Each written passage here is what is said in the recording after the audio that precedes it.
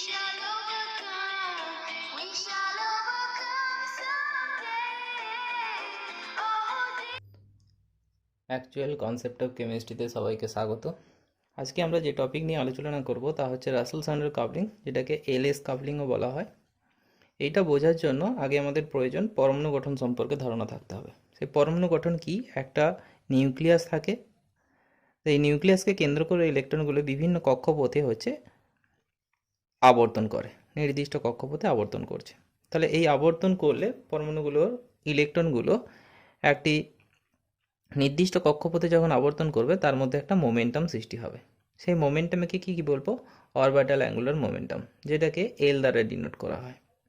এরপর যদি একটা ইলেকট্রন থাকে তাহলে হচ্ছে অরবিটাল মোমেন্টাম এল হলো, কিন্তু যদি একাধিক ইলেকট্রন থাকে তখন সেটার মধ্যে একটা অরবিটাল অ্যাঙ্গুলার মোমেন্টাম বিভিন্ন হবে, যেটাকে আমরা L1, L2, L3, L4 এরকমভাবে আলাদা আলাদা ইলেকট্রনের জন্য মোমেন্টাম আসবে, আলাদা হবে। তাহলে এইটা হচ্ছে ইলেকট্রনের একটা নির্দিষ্ট কক্ষপথে আবর্তনের জন্য একটা অরবিটাল অ্যাঙ্গুলার মোমেন্টাম সৃষ্টি হলো।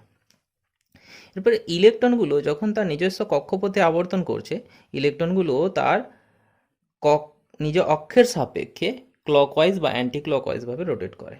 যদি ক্লকওয়াইজ ভাবে রোটেট করে, এই দিকটা আমি দেখাচ্ছি, এইটা হচ্ছে ইলেকট্রনগুলো তার নির্দিষ্ট কক্ষপথের দিকে যে আবর্তন করছে, আর এটা হচ্ছে ক্লকওয়াইজ দিকে, অর্থাৎ নিজ অক্ষের সাপেক্ষে সে রাউন্ড করছে ক্লকওয়াইজ ডিরেকশন।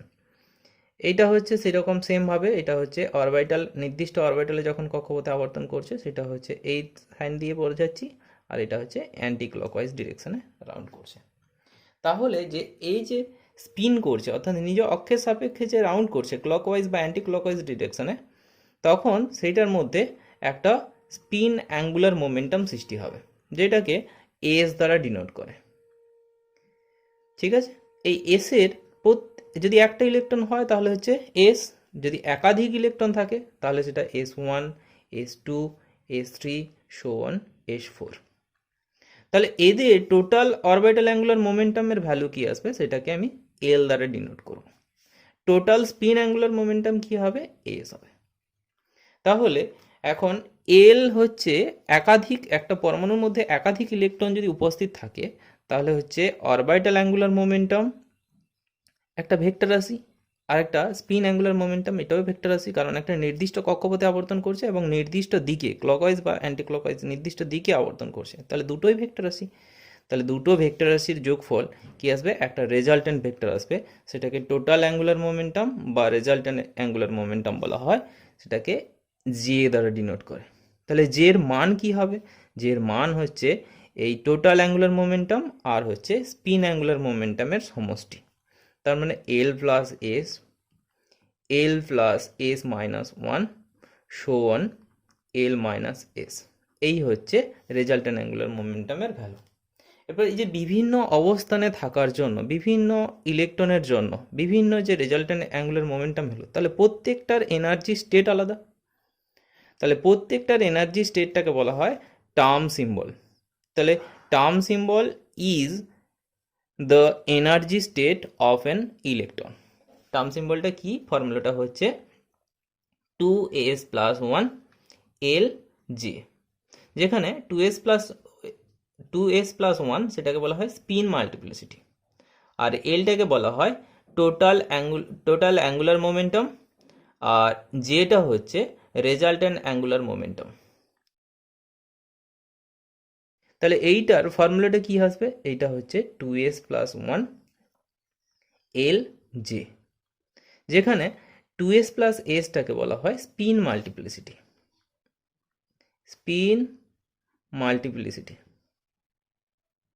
সমান হচ্ছে 2s প্লাস 1। তাহলে স্পিন মাল্টিপ্লিসিটির ফর্মুলা হচ্ছে 2s প্লাস 1। তাহলে ফর্মুলাটা লিখলাম। তাহলে এর একটা ভ্যালু আসবে, ভ্যালু যদি সাপোজ 1 হয় সেটাকে বলা হয় সিংলেট, যদি 2 হয় তাহলে সেটাকে বলা হয় ডাবলেট, যদি 3 হয় সেটাকে বলা হয় ট্রিপলেট, যদি 4 হয় তাহলে সেটাকে বলা হয় কোয়াড্রেট, যদি 5 হয় সেটাকে বলা হয় কুইন্টেট। কিভাবে স্পিন মাল্টিপ্লিসিটি ক্যালকুলেশন করবে তা দেখো। এখানে যে কোশ্চেন দেওয়া আছে যে spin multiplicity of nitrogen atom কি হবে, তাহলে আগে প্রথমে হচ্ছে নাইট্রোজেনের ইলেকট্রন বিন্যাস করবে। নাইট্রোজেনের ইলেকট্রন বিন্যাস করলে কি আসবে? 1s2 2s 2s2 2p3 2p হচ্ছে একটা করে ইলেকট্রন আছে। তাহলে শুধুমাত্র আমরা বাইরের কক্ষে হচ্ছে স্পিনটা হচ্ছে স্পিন মাল্টিপ্লিসিটি ক্যালকুলেট করব। তাহলে এইটাই হচ্ছে বাইরের কক্ষ, এটা হচ্ছে হিলিয়ামের ইলেকট্রন বিন্যাস। তাহলে বাইরের কক্ষে মিন্স 2s আর 2p। তাহলে 2p3 সেইটার জন্য আমি যদি স্পিন মাল্টিপ্লিসিটি ক্যালকুলেট করি 2s 2, তাহলে এইখানে দুটো ইলেকট্রন আছে, এইখানে হচ্ছে তিনটে ইলেকট্রন আছে। তাহলে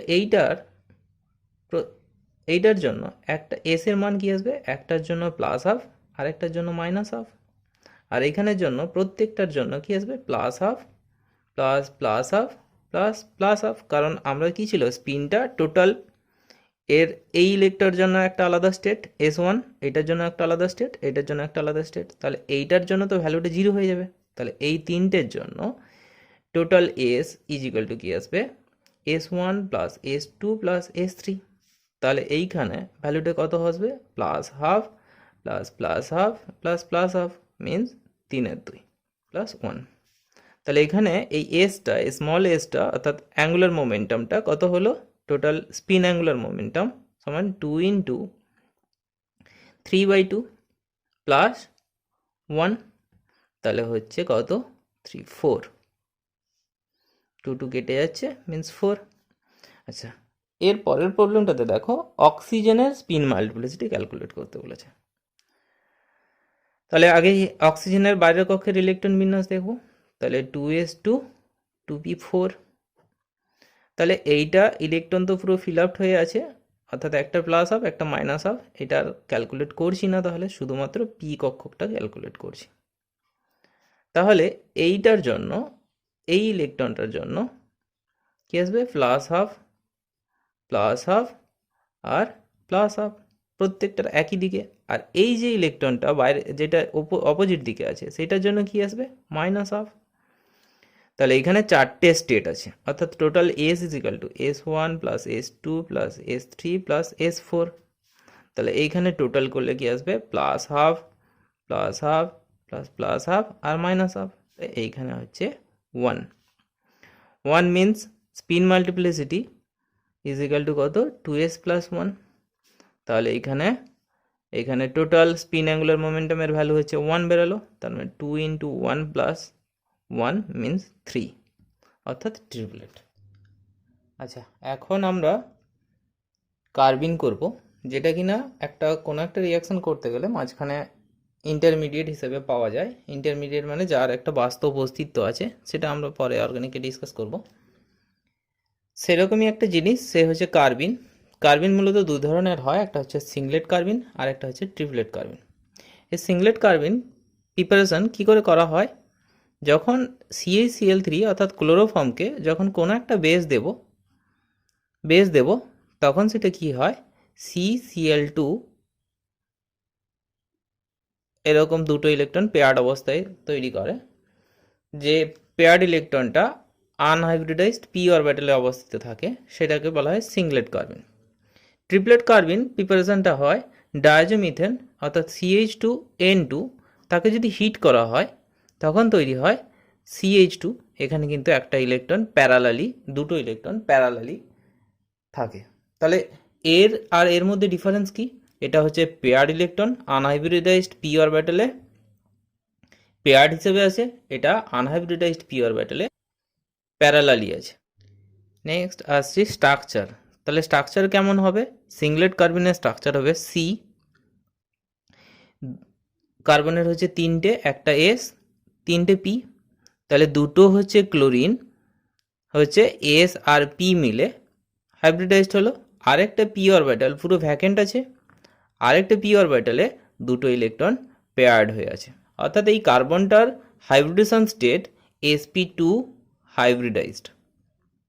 হাইব্রিডাইজড কার্বন অ্যাটম, আর এইটা হচ্ছে empty p অরবিটাল। আর ট্রিপলেট কার্বনের স্ট্রাকচার কি? ট্রিপলেট কার্বিন হচ্ছে এই কার্বনের সঙ্গে হচ্ছে দুটো হাইড্রোজেন এরকম ভাবে হচ্ছে কার্বনের যে 3টে অরবিটাল, একটা এস আর একটা পি হচ্ছে এরকম ভাবে সংকরণ করেছে, আরেকটা পি অরবিটাল হচ্ছে পি ওয়াই, সেটা হচ্ছে এরকম, আর পি জেড হচ্ছে এরকম। অর্থাৎ পি ওয়াই একটা ইলেকট্রন আছে আর পি জেডে হচ্ছে একটা ইলেকট্রন আছে। তাহলে এই যে লোন পেয়ারগুলো আনহাইব্রিডাইজড পি অরবিটালে অবস্থিত। তাহলে এই দুটো যে লোন ইলেকট্রন আর present in unhybridised p orbital. তাহলে কার্বনটার সংকরণ অবস্থা কি? sp সংকরণ। তাহলে sp সংকরণ হওয়ার জন্য sp হাইব্রিডাইজড অরবিটাল। তাহলে এইটা সংকরণ অবস্থা যেহেতু sp, তাহলে এর স্ট্রাকচার কি হবে? এর লিনিয়ার। আর এর স্ট্রাকচার কি হবে? এর স্ট্রাকচার আসবে বেন্ড। এই যে লোন পেয়ার আর দুটো ক্লোরিন আছে, সেই জন্য এটা হচ্ছে বেন্ড স্ট্রাকচার। তাহলে কার্বিনের মধ্যে ডিফারেন্স কি? সিঙ্গলেট কার্বিন হচ্ছে bent structure, sp2 hybridised. Triplet carbene হচ্ছে sp hybridised orbital, linear structure. খুব ইম্পর্টেন্ট, জয়েন্টে আসে। নেক্সট, স্টেবিলিটি কীরকম? স্টেবিলিটি হচ্ছে triplet carbene is more stable than singlet carbon. এবারে অ্যাপ্লিকেশন কি? এই যে দুটো কার্বিনের ইন্টারমিডিয়েটগুলোর অ্যাপ্লিকেশন কোথায় কোথায় আছে? 1 নম্বর হচ্ছে রাইমান টিমান রিয়াকশন, উটিক রিয়াকশন, কার্বিলামিন রিয়াকশন। পরে আমরা করব এই সমস্ত ব্যাপারগুলো। এরপরে হচ্ছে এইটার নামকরণটা হচ্ছে, তাহলে নেমিং, এটাকে আমি সিঙ্গলেট কার্বিন কেন বলবো? তাহলে দেখো এইখানে যে দুটো ইলেকট্রন পেয়ার্ড অবস্থায় আছে, অর্থাৎ একটা স্পিন কি আসবে? +½ s1 আর s2 কি আসবে? -½ তাহলে total spin angular momentum is equal to কি আসবে? 0। তাহলে স্পিন মাল্টিপ্লিসিটি সমান 2s + 1, অর্থাৎ 2 × 0 + 1 মিনস হচ্ছে 1। তাহলে যেহেতু 1 ভ্যালু হলো, সেই জন্য এটাকে বলা হয় সিঙ্গলেট কার্বিন। তাহলে ট্রিপলেট কার্বিনের ক্ষেত্রে কি হবে? দেখো দুটো ইলেকট্রন আনপেয়ার্ড আনহাইব্রিডাইজড পি অরবিটালে আছে, তাহলে এর s1 সমান কি আসবে? তাহলে +½ আরেকটাও সেই একই দিকে প্যারালেলি আছে, তাহলে সেইটার জন্য স্পিন কি আসবে? +½ তাহলে total spin angular momentum is equal two কি আসবে? +½ + +½ ইজ ইকাল টু 1। তাহলে spin multiplicity is equal two 2s + 1, তার মানে হচ্ছে 2 × 1, এই যে total spin angular momentum 1 plus হচ্ছে 1 ইজ ইকাল টু 3। তাহলে 3 হওয়ার জন্য এটা হচ্ছে ট্রিপলেট। তাহলে এটার মধ্যে ডিফারেন্স কি হলো? সিঙ্গলেট কার্বিন হচ্ছে একটা রিএজেন্ট বেসের প্রেজেন্সে হচ্ছে তৈরি করতে পারলাম, ট্রিপলেট কার্বিন হচ্ছে হিট করলে হচ্ছে তৈরি করতে পারলাম। এদের স্ট্রাকচার হচ্ছে sp2 hybridised bent structure, triplet carbene হচ্ছে sp hybridised linear structure. Stability হচ্ছে triplet carbene are generally more stable than that of the singlet carbene. Application হচ্ছে রাইমান টিমান রিয়াকশন, উটিক রিয়াকশন, কার্বিলামিন রিয়াকশন। নেমিং কি করে আসছে? যেহেতু তার spin মাল্টিপ্লিসিটির value 1, সেই জন্য এটা হচ্ছে সিঙ্গলেট কার্বিন। যেহেতু এটার মধ্যে স্পিন মাল্টিপ্লিসিটির ভ্যালু 3 হচ্ছে, সেই জন্য এটা হচ্ছে ট্রিপলেট কার্বিন। স্ক্রিনে যে প্রবলেমগুলো হোম টাস্ক হিসাবে দিয়েছি, সেগুলো সলভ করে কমেন্ট করবে, অথবা আমার হোয়াটসঅ্যাপ লিঙ্ক দেওয়া আছে ডেসক্রিপশন বক্সে, সলভ করে হচ্ছে সেন্ড করবে। ম্যাথ ও ফিজিক্সের কোনো সমস্যা হলে তোমরা আমার নিচে ডেসক্রিপশন বক্সে লিঙ্ক দেওয়া আছে, তোমরা যোগাযোগ করে নেবে। এই চ্যানেলটা খুলে যদি তোমাদের কোনো উপকার করে থাকি বলে মনে হয়, তাহলে অ্যাকচুয়াল কনসেপ্ট অফ কেমিস্ট্রিকে সাবস্ক্রাইব করবে, লাইক এবং কমেন্ট করে জানাবে কেমন হলো। Thank you.